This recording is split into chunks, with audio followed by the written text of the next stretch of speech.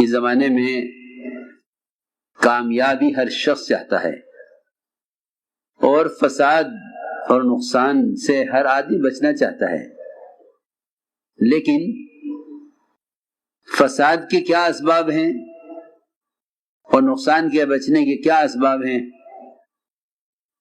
فساد کے کیا اسباب ہیں اور نقصان سے بچنے کے کیا اسباب ہیں؟ ان اسباب کو نہیں جانتا، بلکہ اس فساد کے بڑھنے کا اور کسی کو کوئی علاج نظر نہ آنے کا جو سب سے بنیادی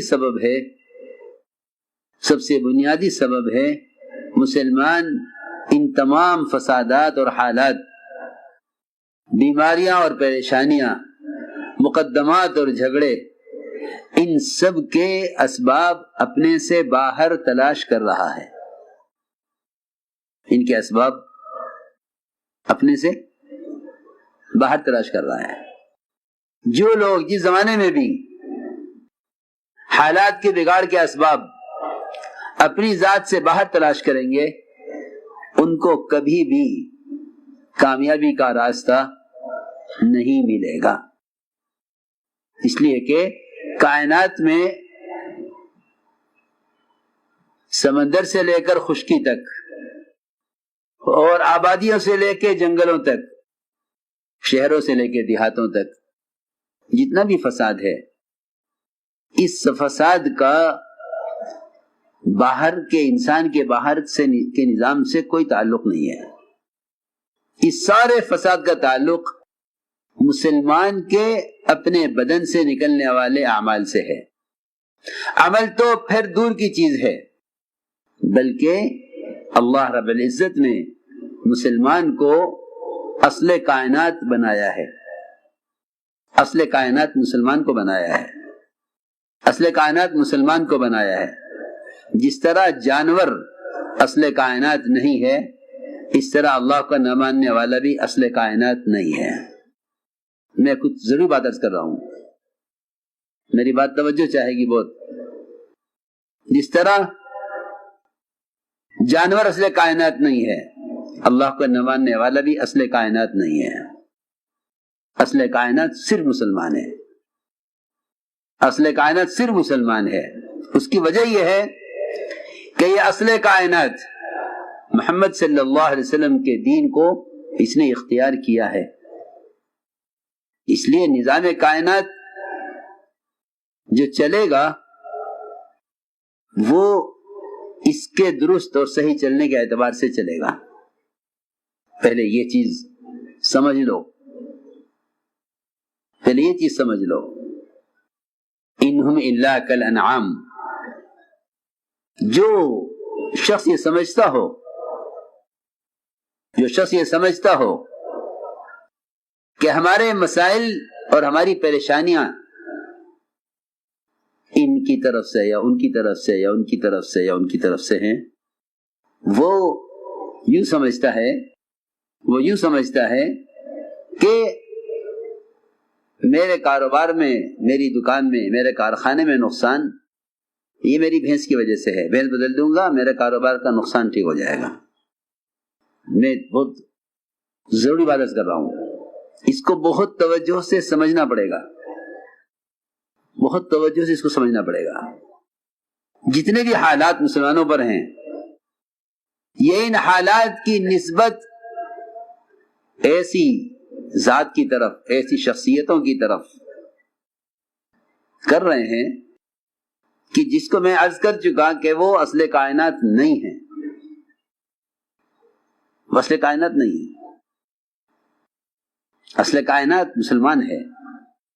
میں نے کہا تھا کہ اس کا عمل تو بہت بات کی چیز ہے، اس کی نیت کا بھی اتنا اثر ہے کہ اگر اس کی نیت میں فساد پیدا ہو تو ایک باغ کا مالی بھی سمجھ لیتا ہے کہ مسلمان کی نیت خراب ہوئی ہے، اس لیے میرے باغ کے پھل کا رس کا مزہ بدل گیا ہے۔ یہ میں نے ایک واقعے کی طرف اشارہ کیا ہے، قصے سنانا مقصود نہیں ہے، یہ نیت کا اثر ہے کہ نیت خراب ہوئی مسلمان کی، اس کی نیت کا اثر یہ پڑا کہ پھل کا رس کھٹا، کہ اس کی نیت کا اثر ہے۔ تو میں نے عرض کی ہے، بہت اہم بات ہے کہ اصل کائنات مسلمان ہے۔ پریشانی اس لیے ہے کہ اس نے اپنے تمام مسائل کو اور اپنی تمام مشکلات کو باہر کی شکلوں سے، باہر کے اسباب سے، باہر کے نظام سے، اور مزید عرض کر دوں کہ انہوں نے اپنے سارے مسائل کو اور تمام پریشانیوں کا الزام محض حکام پر لگایا ہوا ہے۔ صاف بات ہے، محض حکام پر ہے۔ حالانکہ میں عرض کر چکا ہوں کہ انعام سے ان کے مسائل کا کوئی تعلق نہیں ہے، انعام سے ان کے مسائل کا کوئی تعلق نہیں ہے، بلکہ جس طرح مسلمان کے صحیح چلنے سے، اس کے اچھے کردار سے، اس کے نیک اعمال سے، اس کی دعاؤں سے، اس کے علم کے لیے قدم اٹھانے سے، جس طرح ساری دنیا کی مخلوق راحت اور امن پاتی ہے، اسی طرح انسانوں کی وہ قسم بھی امن اور چین پاتی ہے، وہ قسم بھی امن اور چین پاتی ہے جو اللہ کو نہیں مانتی ہے۔ صاف بات ہے، ان پر آنے والے حالات کا تعلق تیرے اعمال سے ہے، تیرے اوپر آنے والے حالات کا تعلق ان کے اعمال سے نہیں ہے۔ میں یہ کہنا چاہتا ہوں، جو حالات تجھ پر آ رہے ہیں اس کا ان سے کوئی تعلق نہیں ہے، جو حالات ان پر آ رہے ہیں اس کا تعلق تیری بدعملی سے ہے۔ جی ہاں، ورنہ مسلمان کا عمل، اس کا کردار، اس کے اخلاق، اس کے معاملات، اس کا معاشرہ اتنا پاکیزہ تھا کہ اغیار ان کو دیکھ کر اپنی زندگیاں، اپنی بادشاہتیں، اپنی حکومتیں، اپنے تعیش کے نقشے چھوڑ کر یہاں آتے تھے۔ آپ دیکھیے وہ صحابہ جو بادشاہت کے زمانے سے، بادشاہت کے ماحول سے نکل کر آئے اور اسلام قبول کر کے صحابی بنے، اور وہاں کی عیش کی زندگی کو لات ماری یہاں کے فقر کی زندگی کو حاصل کرنے کے لیے۔ ہاں، تو میں نے کچھ بنیادی بات عرض کی ہے کہ دنیا میں جتنا بھی فساد ہے، اس فساد کا تعلق مسلمان کے باہر سے کسی چیز سے بھی نہیں ہے، اس کا تعلق کوئی نہیں ہے۔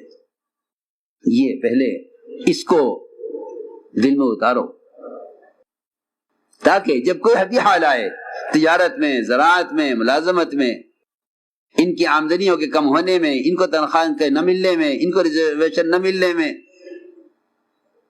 یہ یوں نہ کہیں کہ حالات مسلمان کے لیے، مسلمان کے ساتھ ہیں صرف، بلکہ یہ یوں کہیں کہ ان سارے حالات کا تعلق ہماری بدعملی سے ہے، ان سارے حالات کا تعلق ہماری بدعملی سے ہے۔ اس لیے فرمایا کہ جتنا فساد بر و بحر میں ہے، اس کا تعلق براہ راست مسلمان کے بدن سے نکلنے والے اعمال سے ہے۔ ہم سمجھتے تھے کہ مسلمان مخدوم ہے، کائنات خادم ہے، مسلمان مخدوم ہے، کائنات خادم ہے۔ تو میں نے عرض کیا کہ جو لوگ اپنے حالات کو حکام سے جوڑ دیتے ہیں یا اپنے حالات کو اسباب سے جوڑ دیتے ہیں، ایسے لوگوں کو قبر تک بھی راستہ نجات کا نظر نہیں آتا۔ سب باتیں یہ کہتے ہیں کہ ابھی صبر کرو، اب حالات بدلیں گے، اب حکام بدلیں گے، حالات بدلیں گے، اب یہ اسباب بدلیں گے تو حالات بدلیں گے۔ نہیں، اللہ فرماتے ہیں کہ اصبروا او لا تصبروا، صبر کرو یا نہ کرو، انما تجزون ما کنتم تعملون، کہ تمہیں جو سزا مل رہی ہے وہ تمہاری بدعملی کی سزا ہے۔ صبر سے اس لیے کہ جو حالات احکام کو توڑنے سے آتے ہیں، یاد رکھنا بات، جو حالات احکام کو توڑنے سے آتے ہیں، جو حالات احکام توڑنے سے آتے ہیں، اہم بات ہے کہ جو حالات احکام کے توڑنے سے آتے ہیں وہ صبر کرنے سے درست نہیں ہوتے، کہ صبر کرو، کہ صبر یہ حالات کا علاج نہیں ہے، صبر کرنا حالات کا علاج نہیں ہے، پکی بات ہے کہ صبر کرنا حالات کا علاج نہیں ہے. آپ تکلیف برداشت کریں یہ علاج نہیں ہے. آپ دوا کریں یہ علاج ہے. آپ پرہیز کریں یہ علاج ہے. آپ صبر کریں کہ صبر کرنا علاج نہیں ہے. کسی بھی بیماری میں آدمی صبر کرے یہ علاج نہیں ہے. ہاں تو میں نے عرض کیا کہ جتنے بھی حالات ہیں ان حالات کا تعلق براہ راست مومن کے عمل سے ہے. بس فرق یہ ہے کہ حالات سے سبق وہ لے گا جو اللہ کو جانتا ہے، اور جو اللہ کو نہیں جانتا وہ حالات سے سبق نہیں لے گا. اس لیے فرمایا ہے حدیث میں کہ جانور کو باندھ دیا جائے اور کھول دیا جائے تو اسے نہیں معلوم فیما عقل و فیما ارسل کہ کیوں باندھا گیا تو کیوں کھول دیا گیا، اسے نہیں معلوم. یہ جو میں نے ایک بات عرض کی تھی کہ تم کہتے ہو کہ احوال حکام کے تعلق سے ہے کہ نہیں، احوال کا حکام سے کوئی تعلق نہیں ہے. سارے حالات کا تعلق میرے اپنے بدن سے نکلنے والے اعمال سے ہے. اس لیے کہ زلزلے زنا سے آتے ہیں، زلزلے زنا سے آتے ہیں. زلزلوں کے آنے کا تعلق سائنس کے کسی نقشے سے نہیں ہے. یہ تو جہل پڑھاتے ہیں کہ زلزلے آنے کے یہ اسباب ہیں. اگر یہ اپنی زلزلوں کے آنے کا تعلق اپنی ذات سے سمجھتے تو ان کی کالجوں میں یہ پڑھایا جاتا کہ زلزلے زنا سے آتے ہیں، پھر یہ معاشرہ اس طرح درست ہوتا، پھر تمہارا معاشرہ ٹھیک ہو جاتا. اگر تم سمجھتے کہ زلزلوں کا تعلق زنا سے ہے، زلزلوں کا تعلق زمینوں سے نہیں ہے. سائنس یہ پڑھاوے گا کہ زلزلوں کا تعلق زمینوں سے ہے. وہ تمہیں لاکھ نقشے سمجھاویں گے کہ زلزلے اس لیے آتے ہیں. نہیں، ہم سمجھتے تھے کائنات کے تغیرات کا تعلق کائنات سے نہیں ہے، کائنات کے تغیرات کا تعلق مسلمان کے اعمال سے ہے. قحط سالیوں کے آنے کا، بازاروں میں آگ لگنے کا، اس کا تعلق معاملات کے حکم کے ٹوٹنے سے ہے کہ معاملات کا حکم ٹوٹے گا تو ہم ان کے لیے بارشیں روکیں گے اور ان کے کاروبار میں نقصان لاویں گے. کن کے؟ سنو غور سے بات کہ یہ نقصان لائیں گے صرف مسلمان کے لیے. یہ نقصان صرف مسلمان کے لیے. اب مسلمان پریشان ہے کہ جو اللہ کو نہیں مانتے وہ تو مزے میں ہیں اور ہم اللہ کو مان کر پریشان ہیں. یہ کیا بات ہے؟ عمر رضی اللہ عنہ کو بھی الجھن تھی کہ یہ قیصر و کسریٰ باغات میں، نہروں میں، ریشم کے اور دیباج کے بستروں میں، اللہ کے بھی دشمن، اللہ کے دین کے بھی دشمن، اللہ کے رسول کے بھی دشمن، یہ تو مزے میں ہم حالات میں. تو آپ نے ہمیشہ کے لیے سمجھا کر یہ الجھن ختم کی کہ عمر یہ سارے مزے ان کے لیے دنیا میں ہیں اور مسلمان کے لیے یہ ساری نعمتیں آخرت میں ہیں. ہاں یہ نعمتیں ہمارے لیے آخرت میں ہیں، ان کے لیے دنیا میں ہیں. تو جن کے نعمتیں دنیا میں ہیں تم کیوں شکایت کر رہے ہو کہ ہم پریشان ہیں اور یہ مزے میں ہیں؟ تو میں نے عرض کیا کہ حالات سے عبرت لینے کے لیے ایمان شرط ہے. حالات سے عبرت لینے کے لیے ایمان شرط ہے. مسلمان اغیار کی طرح اندھا نہ ہو جاوے. اندھا پن کیا ہے میں آپ کو بتاؤں. اندھے پن کا خلاصہ یہ ہے کہ حالات کو اعمال سے نہ جوڑنا، یہ اندھا پن ہے. حالات سے سبق نہ لینا، یہ اندھا پن ہے. فرمایا انہا لا تعمل ابصار ولکن تعمل قلوب التي في الصدور، کہ یہ آنکھ سے اندھے نہیں ہیں بلکہ یہ دل سے اندھے ہیں، کیونکہ ہم ان کو سمجھانے کے لیے حالات لاتے ہیں اور یہ حالات سے سبق نہیں لیتے. تو فرعون پر حالات لائے سمجھانے کے لیے، موسیٰ علیہ السلام نے سمجھایا. اس نے اپنے اسباب اور اپنے حالات سے مقابلہ کیا کہ حال کا مقابلہ حال سے کرو، حال کا مقابلہ حال سے کرو. اس وقت میں سچی بات بتاؤں کہ مسلمانوں کی پریشانی کا اصل سبب یہ ہے کہ جو بھی حال آتا ہے ان پر یہ حال کا مقابلہ حال سے کرتے ہیں.